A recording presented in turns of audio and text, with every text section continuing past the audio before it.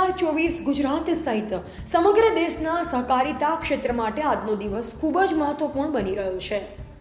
આજે 102માં આંતરરાષ્ટ્રીય સહકારિતા દિવસ નિમિત્તે માનનીય કેન્દ્રીય ગૃહ અને સહકારિતા મંત્રી શ્રી અમિત શાહ સાહેબ તેમજ મુખ્યમંત્રી ભૂપેન્દ્રભાઈ પટેલ ઉપસ્થિતિમાં ગાંધીનગરના મહાત્મા મંદિર ખાતે સહકારી સમૃદ્ધિ કાર્યક્રમનું આયોજન કરવામાં આવ્યું, જેમાં સહકાર ક્ષેત્રના અગ્રણીઓ ઉપરાંત દેશભરમાંથી સહકારી દૂધ મંડળીઓ, સહકારી બેંકો, એપીએમસી સહિત વિવિધ સહકારી ક્ષેત્ર સાથે જોડાયેલ સંગઠનોના સભાસદો ઉપસ્થિત રહી આ પ્રસંગને યાદગાર બનાવી દીધો।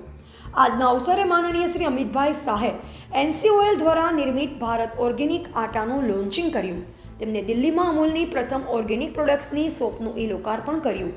ગુજરાત સરકાર નેનો યુરિયા અને નેનો DAP પર 50% સબસિડી આપવાની યોજના શરૂ કરી છે, જે અંતર્ગત આજે નેનો ખાતરના કીટનું વિતરણ કરવામાં આવ્યું।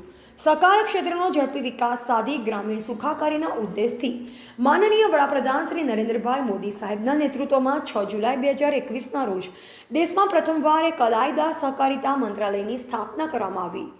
સહકારિતા મંત્રી તરીકે માનનીય શ્રી અમિતભાઈના માર્ગદર્શનમાં આજે સહકાર ક્ષેત્રનો સર્વાંગીણ વિકાસ થઈ રહ્યો છે।